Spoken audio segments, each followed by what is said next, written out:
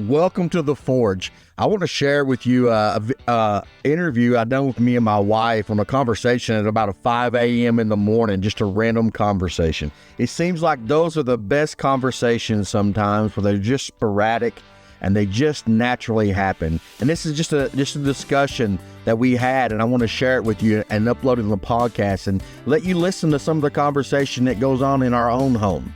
I hope you're encouraged.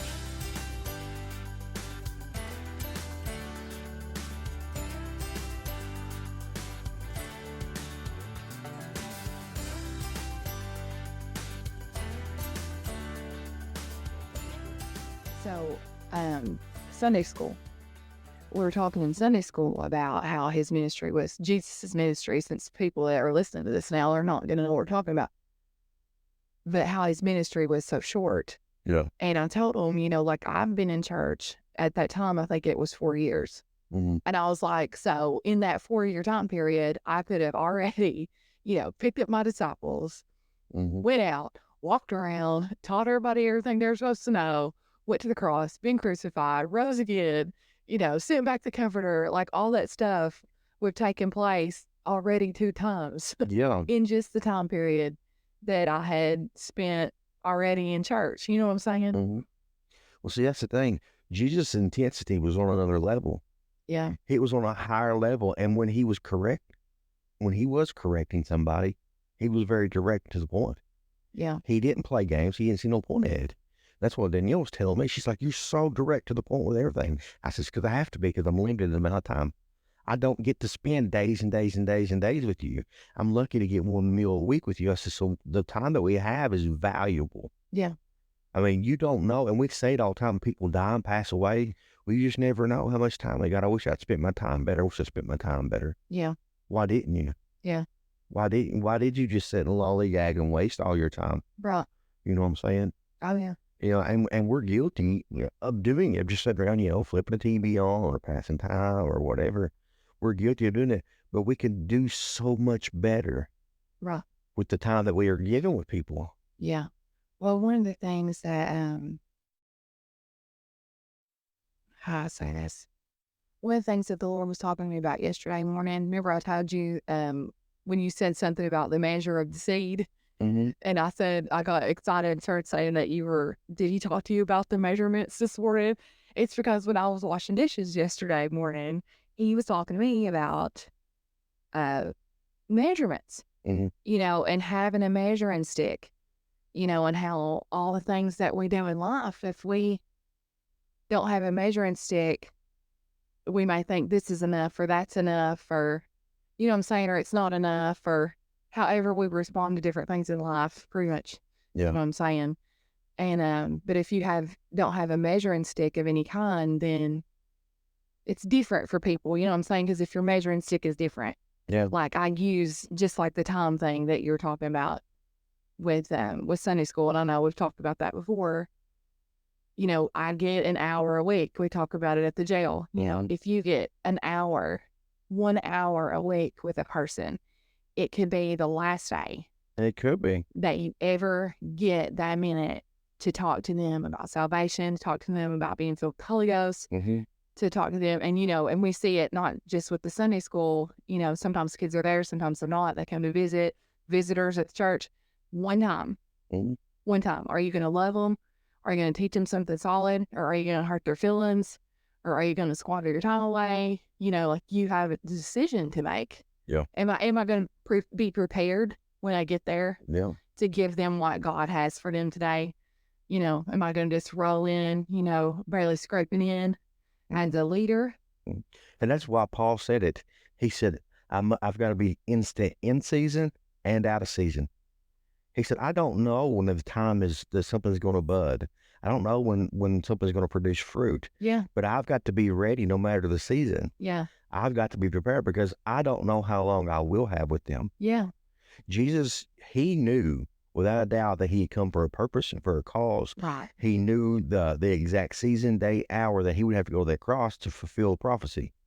He knew how all would have to align with even to the the eclipse that went on for 6 hours. Right. He knew that he had to be on that cross at that moment because all these things were predestined to happen at that exact moment, from the earthquake and all these things that were happening in the earth.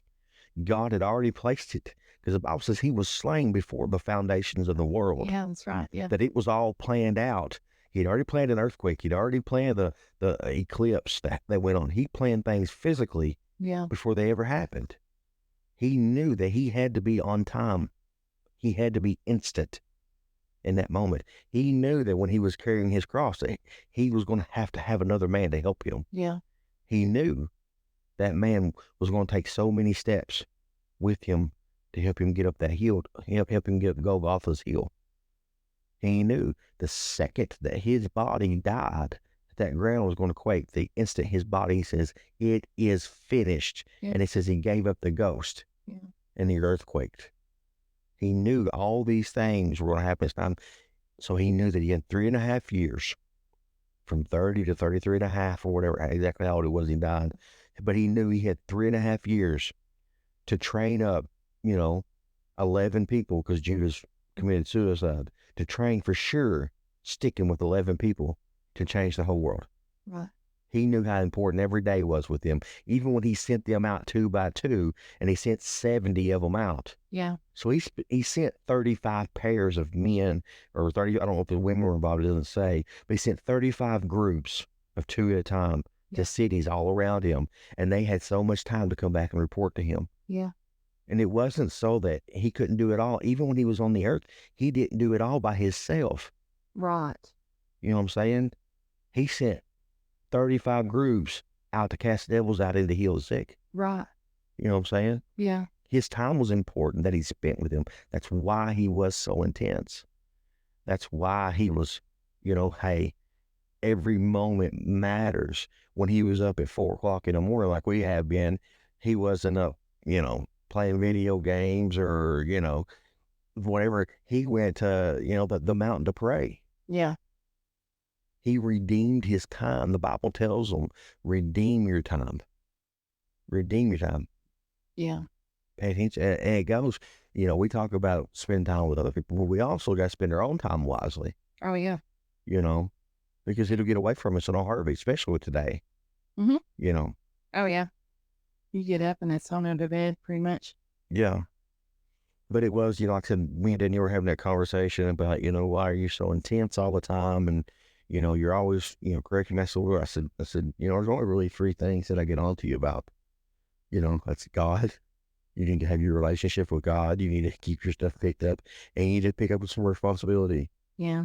I said, but I have such little time, it matters. And just like I told you a while ago, it's easier to train a child that don't have stuff than it is to retrain an adult. Yeah. Well, we talk about that all the time. We spend more time untraining. Not just falseness or whatever, but I mean, a lot of false doctrine, but retraining the way people think. The way people respond, and just retrain. It is retrain. Retrain. You retrain so much. It really is. A lot of it is not even just retraining, it's no training. Yeah. It's kind of like what we talked about last night with the, if you don't make a choice, you're still making a choice. Mm-hmm. It's no training. And we have went into that, I know the last 20 years where a lot of grandparents stuff are raising children and all that stuff. And, they're tired and people are working, and we have 2 parents working instead of 1 parent working, and kids are just being raised by the world. That's what I tell you. It's so much more important that you're home with Max. I know. Instead of working or just it's so much more important because he needs training. Yeah. We know how our kid is. He is wide open as hard as he can go. I believe he's not already. Like if he could tear the mortar out of the brick, he would. Yeah. He would do it. And he needs some structure. He needs some training. Yeah. It's so important that the training is there. Are you trying to be a military? Yes. Yeah. You're trying to become militaristic in your thinking. Yeah. That this is important. Yeah. This is how we go forward. I have a purpose. Right. I have a calling. There's a need. Right. Well, it's just like I said a long time ago, I'm raising a warrior. Yeah. Yeah, literally. And it's true. It's like I told them last time, them guys in the jail, you know, I can't, Ricky, he said it. He said, I want to be a part of something. Yeah. He said he with tears in his eyes. He's got tears all welled up in his eyes. He said, I want to be a part of something. And I know Dalton does too. You know, he reached over and pointed his finger at Dalton. He said, I know he does too. We want to be a part of something. And it was when I was talking about, you know, what Brother Hodges had said about God was raising up an army Yeah. out of that jail. Yes. And he is. And he is. And he is. He is. Yeah. And they want to be a part of something. And that's a part. And they are a part of it. They are. But that's a part of what's went wrong in their lives, that they've not been a part of something that gave them a higher purpose. Yeah. That's honestly a lot of people go wrong. That's where a lot of people are at. It is in the world in general. They floating through life and they don't feel like they have a purpose. Yeah. So they just kind of do whatever comes along. And a lot of times what comes along ain't right. Yeah. And it ain't good. Right. I know, I know this is like a sideways conversation for anybody who watches this video, but we're just talking. We talk like this all the time, so this is just what goes on in this house. But just even the realization that, when God started talking last night about how, it was the fatherless and it was they. It had just been a long time for some of them, and some of them never, that they had never had that father figure say, come over here. Yeah. I believe in you. I have faith in you. Like, you're good and I love you. All those things that are reassuring, that just in general as people, we need those things. Yeah. Like, we need that nurture ring, that from a parent. And, like when God started speaking, or, however you want to say it, when he started saying to tell us things, just watching their faces drop, like, it's me. Yeah. It's me. That message is for me. Yeah. And, like, I don't, I know some people don't know the people that are in there. Some of them aren't even from here. But, seeing their lips tremble like children. Yeah. Yeah. At 104, it's gut wrenching and heartwarming at the same time. Yeah. It's both, because the people are so broken. Yeah. And it's because they didn't have a father figure in their life that helped them. Yeah. That got behind them and said, hey, I'm in your corner, son. I'm in your corner, daughter. Come back home. Come back home. I love you. Maybe you didn't get everything right. Yeah. But hey, guess what? You still got a home. You still got a place that loves you. They didn't have it. And it's like you said, you brought out my testimony about what God told me, that he is all things to me. Yeah. From, where I didn't have a mom in my life, and all that stuff. And he was all things. And these people have missed it. They've not got to that point where God's been able to become all things to them. Yeah. So the time that we have, that few minutes, we're supposed to be spending 30 minutes with them, and we took up, our whole time, which is 2 cells. You know what I'm saying? Because it mattered. And it's kind of like you said, it's more important that the ones you have in there are getting what they need, rather than just trying to spread out a little bit over a lot of ground. Yeah. So, but it is true. You watch that one old fella that's sitting in the front. I don't know his name. He seems like I might have seen him before, but he's an old man. Yeah. I watched, he listened very intensely to the whole message. And I watched at the end there, I watched that old guy start to cry. Yeah. He's an old man. He's an old man. He probably in his 60s. But he started to cry. Yeah. Who knows what that old man has been through his whole life? Yeah. You know what I'm saying? Who knows what he's not had? He's not had somebody there to say, I love you. Right. You know what I'm saying? Right.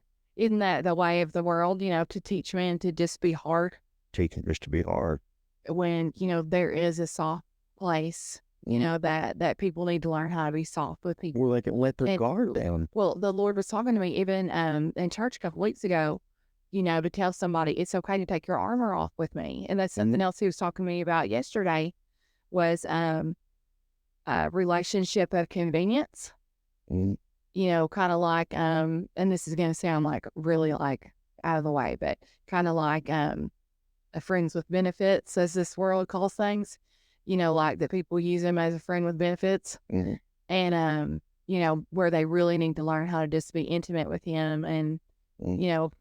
Nobody wants to be in a relationship. This is kind of taking a different term, but nobody wants to be in a relationship with somebody where you only love me when you need me for something. Mhm.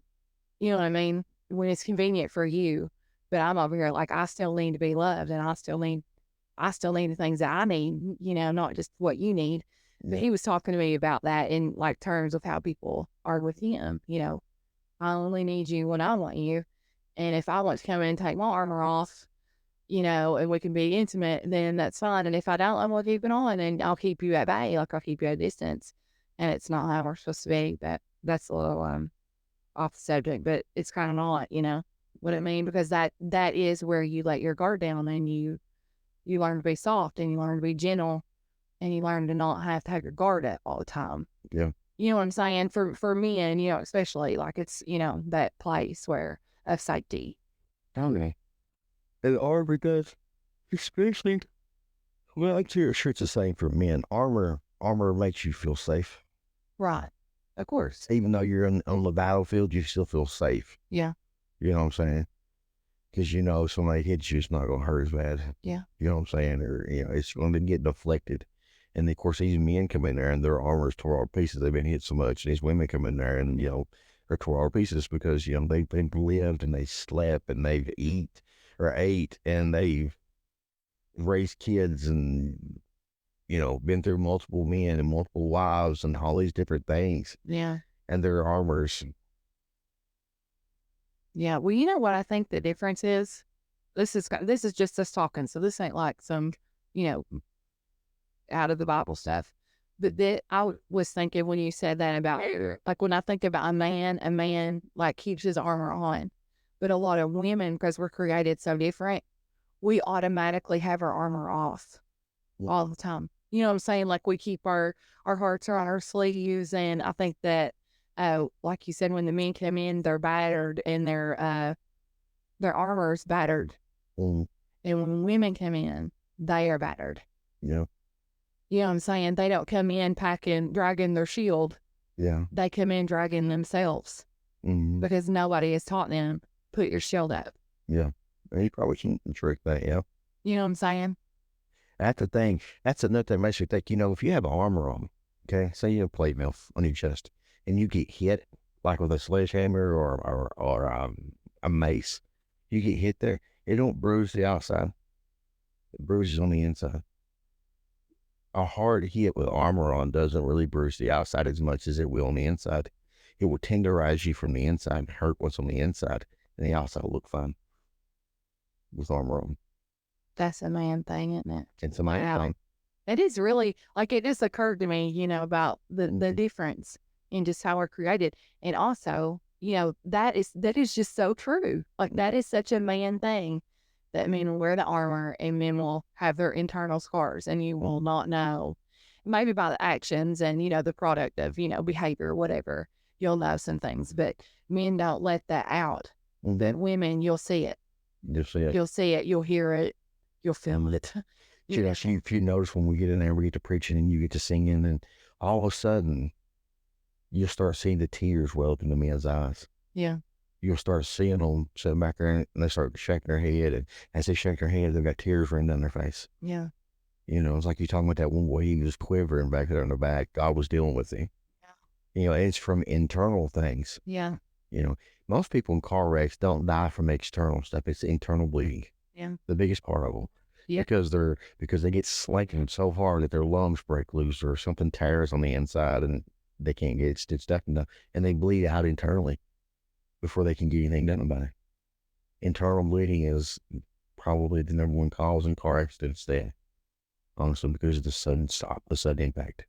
So I'm saying whenever you get hit with armor, it's sudden impact, but there's a cushion between it, but it causes internal damage. And that's how men are. Men are wired that way. For whatever reason, we are that way. You'll look at us and think everything's fine. Hey, he's hard, he's tough.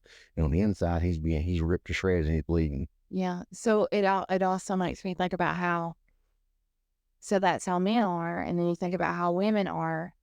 and like really like your roles, you know, as in like biblically how the Bible is laid out, you know, for men to be the provider, you know, women take care of the home and, you know, spiritual things in the home and, you know, all those things. But it just shows just how we're talking about the armor thing, you know, with men and women. And then you look at how men are treated and how men are, you know, expectation of a man in the world that we live in right now.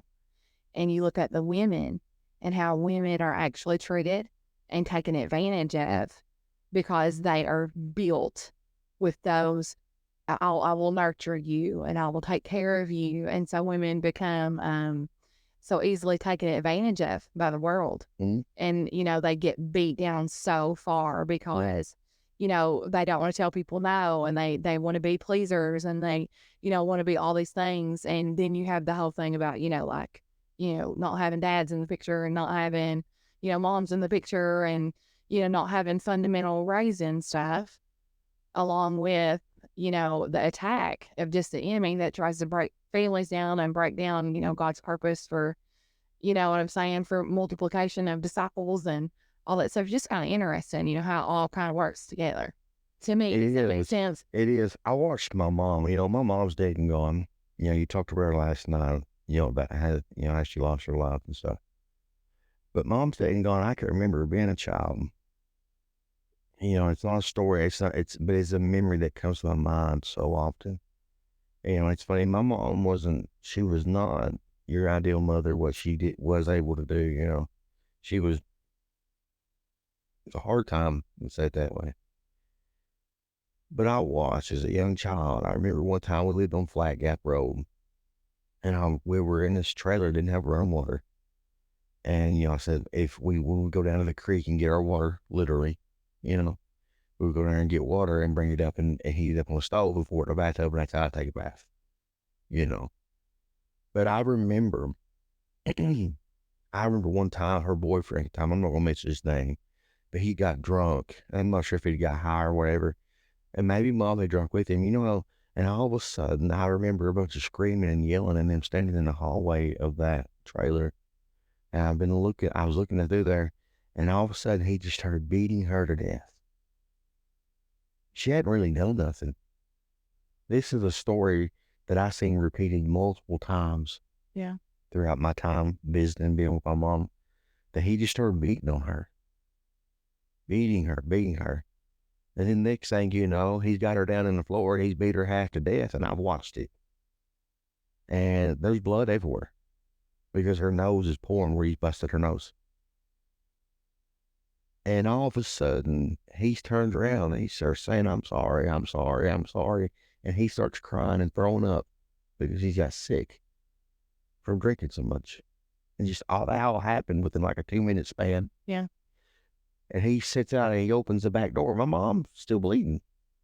And he sits down on the back, at the back door or whatever of the trailer, and there's no porch, no nothing. It's just a huge overdrop. You know, it's probably 6 feet off the ground. And he's throwing up at the door. Guess who gets up and holds his head so he don't fall out the back porch or out the back door? Wow. With blood still running down her face. She's holding his head up to keep him from falling out. Wow. And telling him it's going to be all right. And she's looking at me every so often. It's okay, honey, because I'm screaming at him. Yeah. I'm screaming, stop hitting my mom. Stop doing it to my mom. And she's screaming, it's going to be all right. It's going to be all right. This is the kind of life that I was exposed to as a kid. Another time I remember going and visiting my brother who I got seen a long time. And my mom had, this is a different guy. And mom had told me, when we'll get up in the morning, I'm going to fix your pancakes. I hadn't seen mom in months. I hadn't seen my brother in months. Finally, hey, they're close. They live close. And his last name's McComb. And she told us that night that she can get fix us a big breakfast and all that stuff. Everything's fine, you know. So 6 o'clock in the morning, 6, 7 o'clock in the morning, all the time was. It was early. Mom don't get up early. She never did. But we got up and I was hungry, so we found some grape nut cereal or whatever. We were sitting there eating at the table, and me and my brother was just talking. We had never, you know, we were just enjoying it. We were just kids, little young kids, you know what I'm saying? My brother wasn't very old. And I wasn't very old, you know. He might have been 6, so I might have been, 11, 12. It wasn't real old. And he got up, her boyfriend at the time got up and come through and seen that we were eating Great Up cereal. And he went there and yelled at her in her back bedroom, and she come walking through there, and he's yelling at her, whatever. And you said you're going to fix them kids pancakes and blah, blah, blah. It's 6, 7 o'clock in the morning. Ain't nobody high. That's Okay. Sorry, there's an alarm going off. But anyway, there ain't nobody high. There ain't nobody doing nothing. And all of a sudden, I never see him, but it's like he reached through that hallway and grabbed her. She still got sleep in her eyes. He's grabbed her, and he is beating the brakes off her. Pulled her back to the bedroom, her yelling and screaming, and he's beating the photos off her. Yeah. I mean, just beating her low down. And after 2 or 3 minutes of him just beating her, she comes hobbling back through that hallway and trying to fix pancakes. Oh, Lord. And me telling Mom, it's okay, Mom, it's okay, Mom, it's okay. And she's like, I said I was going to fix you pancakes.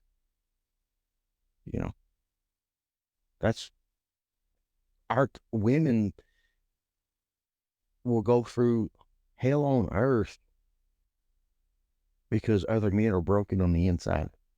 Yeah. There is so much wrong. And a lot of people that we deal with and talk with have gone through this or have done this. Yeah. To other people. Almost everybody has some level of something very similar. Mm-hmm. You know, them, their family, their parents, their, something. I know we talk about it, and I know it's hard when you know that people have done stuff to people, and people have hurt people, and people have killed people or whatever, killed children, killed baby, whatever, killed their own baby, and you're ministering to these people. And Jesus is the same, the blood's the same, we talk about that. You have to be able to see people through the eyes of God. You have to be able to see them with the Jesus eyes on. This is somebody who has got something wrong on the inside. Something's messed up. Somewhere along the way, something has happened and they've gotten off track, and God is still a redeemer. And I know not this week, and I know a lot of times we don't share a lot of stuff, especially on here, and I'm trying to be careful. I'll be careful about what I say, but I know, but not this week, but a couple weeks, last week, a couple weeks ago, whenever it was, when we had out, some people were talking, and we don't try to look in people's cases, but some cases are public and they're in the news, and we just accidentally see what's going on. So there is a man in there who is, he's been picked up a couple times for some kind of child pornography or some kind of child sexual whatever. I don't know, because I try not to read into whatever when it popped up. So anyways, but we know that, and we know that God's a redeemer. He's still a redeemer, and I'm not the judge for that. He will be serving lawfully what he's given or whatever, and that's not my job. So but whatever week it was, you went back and talked to him, and he's been coming out to church for a year. Yeah. At least. And the whole time that we have been there, he has been coming out faithfully to church service every Wednesday that we have them out.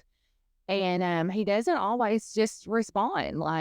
Sometimes he looks really distant, and sometimes he looks like he's not paying attention. And, the host they'll be pouring their hearts out, and he just doesn't look like he's even there. He just kind of sitting back there doing whatever. Well, you went back and was talking to him, and we had been talking about forgiveness. And I know you could probably tell the story better because it was you talking to him, and I was singing, and I was just kind of, watching what was going on. But, when you talk to him about forgiveness, though, you didn't say, you need to be forgiven, because we've talked about that all year. But you started talking to him about forgiving people who have done things to him. Yeah. And that is so true about how when we see people and we're like, well, you did this to me. Nobody ever stops, or some people do, we obviously do, and I know others do, but most of the time when we look at people doing something, they've done something wrong, we don't say, well, listen, that kid went through hell when it was a baby, and it was raising itself, while, mom was strung out. And that child was, we've talked about, a couple of the women that we know that were prostituted out as small children, for drugs. And now they're living that lifestyle, of, bondage, living in bondage, because of Somebody had them in the bondage. kid. Yeah. And so, like, when you look at these people, as the world looks at them, well, she's just, hooking herself out down at the truck stop so that, she can get some dope. She's crack whore. That's the way people call it.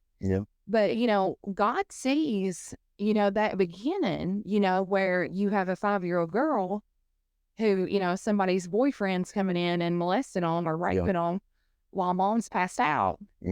And this is the product. This isn't who that person is. It's not who they are. This is the product of something that has happened. Yeah. And people go their whole life with, these judgmental things, they're stealing my stuff, or they're, whatever, it just, That people deal with the fruit and never look at the root. Yeah. What caused this person to be that way? Can you get them back to that root to help them? Fix it. Yeah. Can you replant them? Because Jesus talked, he said, I am the vine. Yes. You are the branches, and you can do nothing without me. Yeah. He said, if you could, basically what he's saying is, if we could just get people back to him. Yeah. Grafted in. Grafted into him. Yeah. Everything that's good, which is him, will start changing their fruit. Yeah. All this stuff that they do, all this, the criminal activity, all the stuff. Listen, even in your own lives, if you got stuff going on, everything that's wrong in your life can be changed. Yeah. But it's about being grafted into him. Yeah. We started this conversation out, we're talking about time, and it's the time that we have to get people grafted in. Yeah. It's important to stay intense. Yeah. A grafting process is intense, if you want to think about it that way, because you don't get pulled away. You're getting something new that you didn't have before put into you. Yeah. And you're cleaning wounds. And you're cleaning wounds. And everything's got to be done quickly, because if you leave it out too long, it dies. Yeah. You know what I'm saying? And then, of course, whatever you're grafted into will just heal itself up. Yeah. You know what I'm saying? Scar over. But it's fact, dealing with, when you look at people, it's what he told me. You measure by bread and I measure by seed. Yeah. I look at potential, you look at in process. What you see in front of you. And we shouldn't be that way. Yeah. Shouldn't be, hey, what's your charges and what's your case?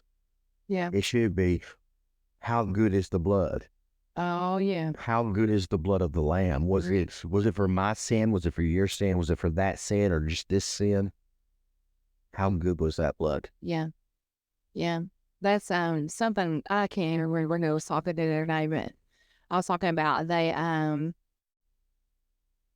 just, and I don't know what other church services are like at jail, obviously, but just these super intense services that are going on where, like, was it last week that Brother Mike was there and we did the Waymaker? And I think it was. like, there was that intense piece of God that just fell, and that adoration of who God is.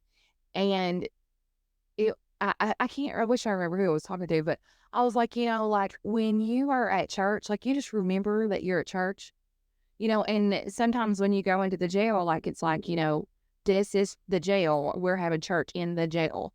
But we have been having for a long time services where you forget you're at jail, because these people have become church. Yeah. They have become the church. Many of them have become the church. And the only difference between them and the people, sitting out in the pew is jumpsuit and a lock on the door. That's it. There's not any different, there's just not, but I think that's just such a beautiful thing. What has happened in there is that I feel more freedom and more like, this is church. This is worship. This is deep, intense worship with my brothers and sisters.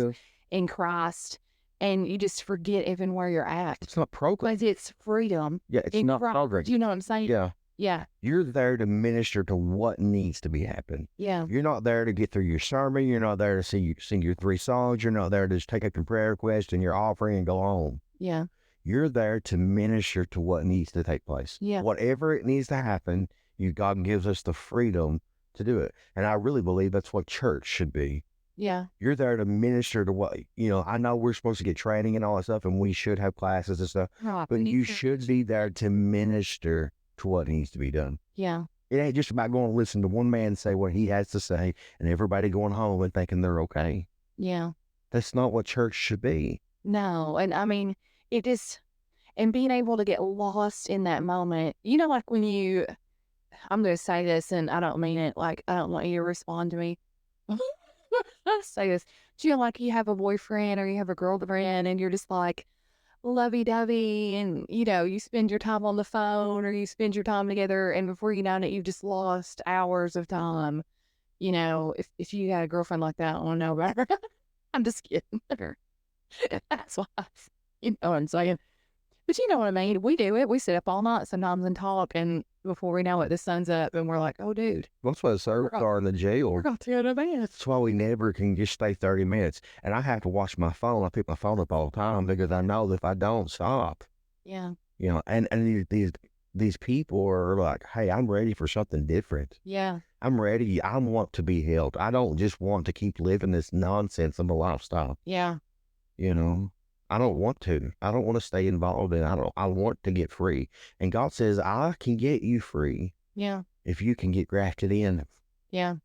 We got a short time to help them get grafted in. Yeah.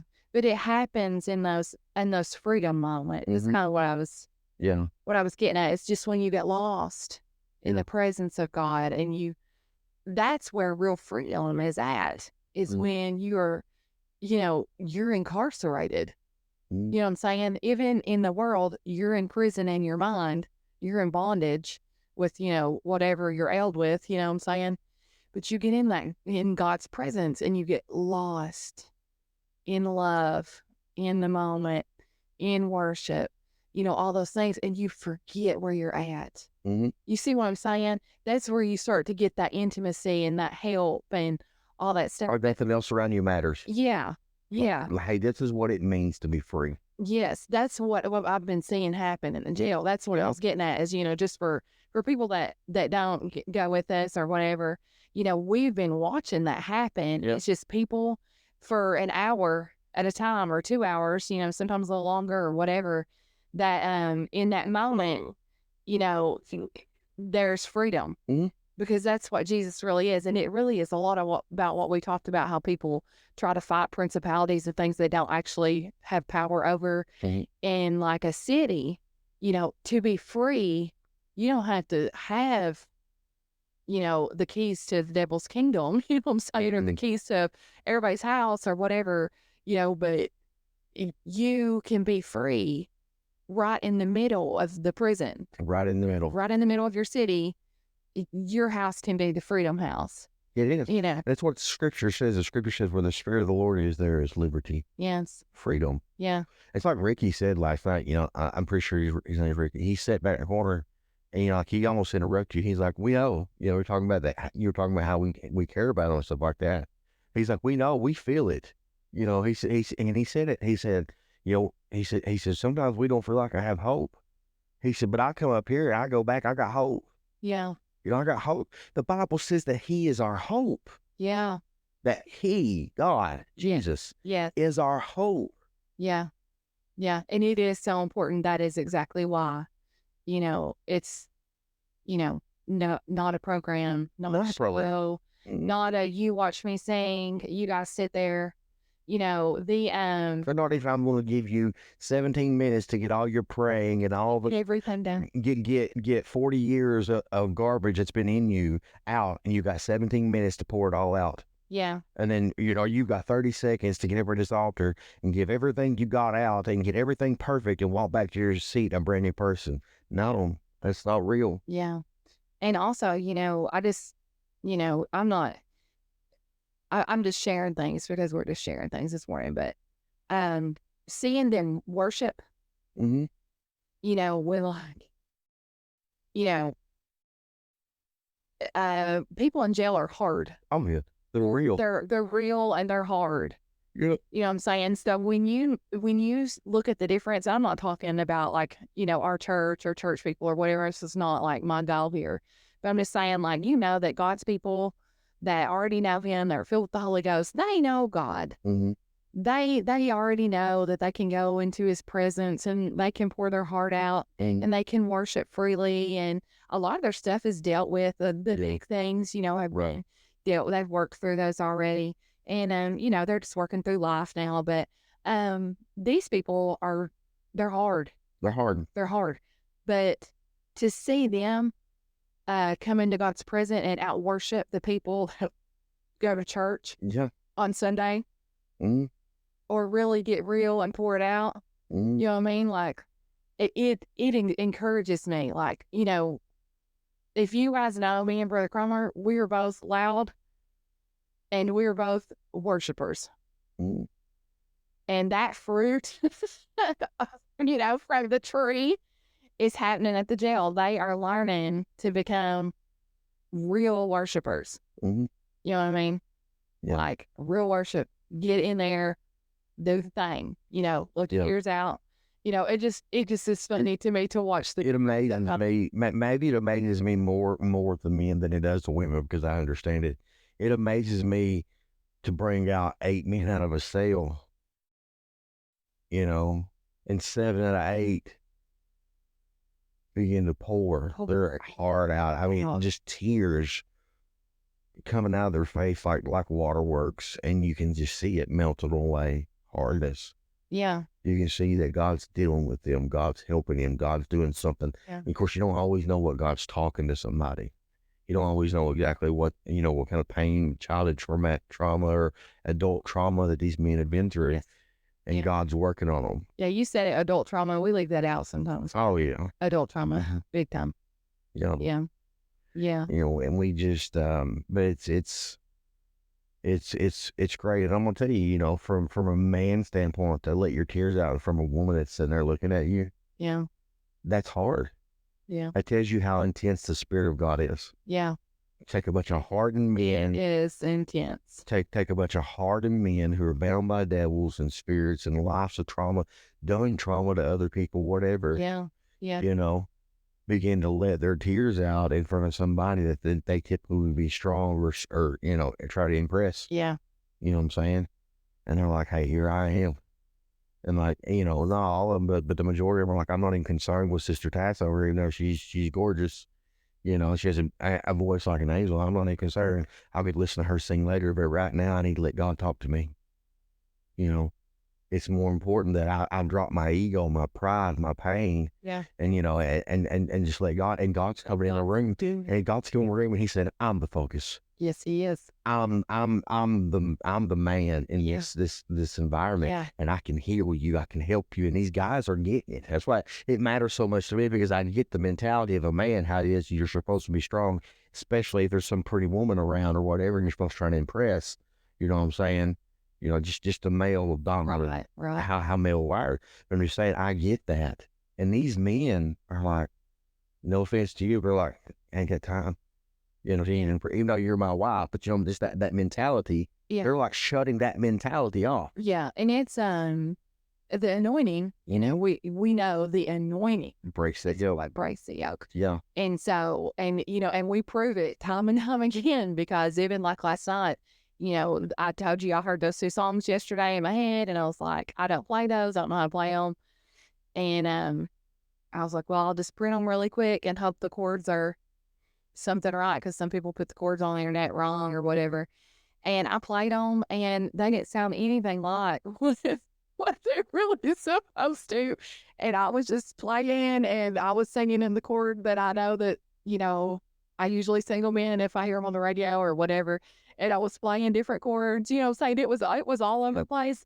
But there was something happening in the atmosphere.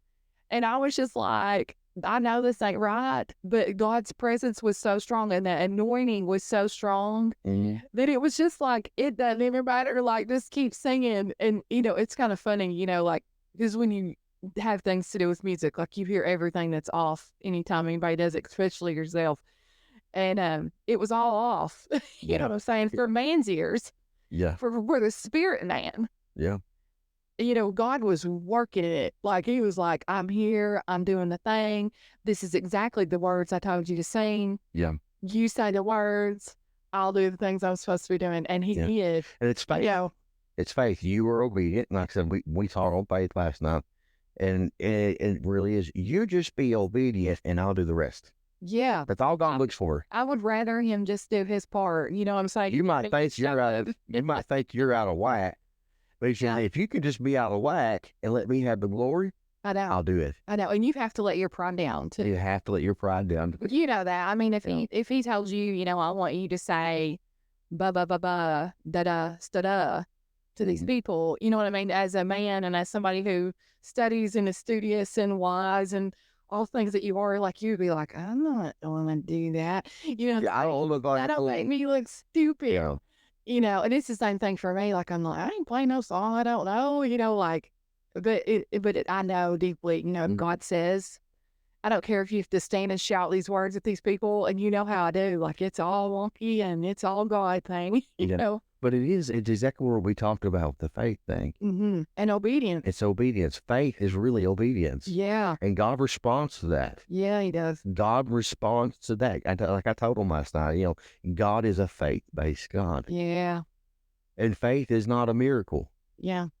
Faith is obedience. Yeah. Faith is walking just on what God said to walk on. Yeah. And nothing more, nothing less. Just doing it even though you don't understand it. Abraham walked and didn't understand where he was going, but he said, look for a city whose builder and maker was God. Tassa does too. Tassa does. Noah built an ark for 100 years. He never seen the raindrop. He never could see it, but he can visualize it. Yeah. He could visualize a storm coming. He can visualize it in his head, but he hadn't seen it. Faith is the substance of things hoped for, not yet seen. Yeah. You know, all these things, these great men of God that we look at, faith was not in the miracle. Yeah. Moses standing at the Red Sea wasn't the miracle, wasn't faith. It was the part that he said he stood at the Red Sea with his arms stretched out all night long. That was faith. Yeah. That was where the faith came. The faith came for the 10 hours he stood there on that bank with his hands stretched out. Oh, yeah. That was the faith part. The faith wasn't the part where the waters were separated and they congealed, like turned to jello is what the Bible means. They were congealed, they were humped over and turned to jello, basically. That's what it means. But you know what I'm saying? Yeah. That wasn't the faith part. The obedience is what caused it. The faith part came from standing on the shore. Moses, stretch out your hands. Moses, stay to the rock. That was the faith. Miracles happen. Don't think they don't happen at any time.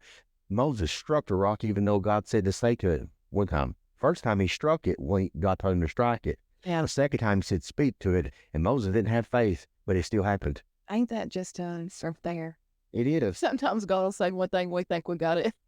Miracles can happen because of, better. Let me do it this way. but miracles can happen because of need. Yeah. Israel needed to be watered both times. They needed to have water for their cows and for themselves.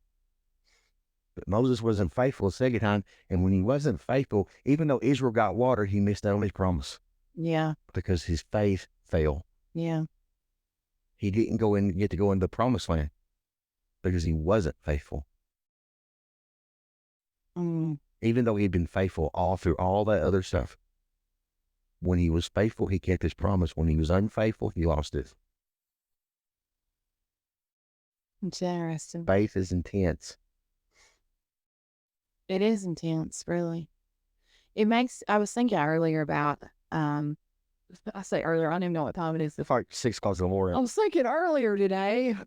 Hey, it's 6 o'clock. We've been up since 4 o'clock, but we've been sitting having a conversation for the last hour, which we're coming up on 50 minutes, so I'm going to have to cut the video short off. I was just thinking about it. You were talking about how Jesus knew, things that were going to happen. you know, like the earthquake's going to come and all those things are planned out. And, you know, I was just thinking about that because we talk a lot of times, like, I just wish God would just tell me something. Like, you know, we know part of what's going to happen, but can you just show me some more of the process? Yeah. Can you just show me a little more, you know, just encourage me, build my faith up a little bit, you know, but it makes you even think about it. You know, if you look at it in the Jesus scenario of being crucified, if he told you, Brian Cromer, Tassa Cromer, if you follow through with the plan this week, if you go on to the jail and you preach this word and you do the things I'm telling you to do, Friday, they're going to crucify you in Middletown, you know. They're going to take Tell them do it. They're going to take you upon hill, you know, and crucify you up on mountain or whatever. You know, would you be able to follow through if you knew the plan? Mm-hmm. You know what I mean? Like if you actually knew. That's the real difference. You know what I'm saying? That's the difference. That's the difference. That's why faith is what you walk by, not what you see. Yeah. We walk by faith and not by sight. Yeah. I'm guilty of trying to walk by sight, not by faith. Everybody is, I think. Just in there. Listen, I'm going to cut this video off. My phone is literally running out of minutes. Ability to hold it. So anyway, this is our morning conversation at 6 a.m. If I decide to upload this or whatever, 5 a.m. is when it started, 6 a.m. now. So anyway, I may upload this later. I hope y'all enjoy our conversation. I may let you see my wife right quick. Smile real big, Tessa. Good morning. So we've been up since 4 a.m. just talking about stuff, and so that's it. I'm getting ready to go out to the building, do some study, and then go meet my boy for breakfast. So God bless you all. And I may not make a video this morning. This may be our video. God bless you.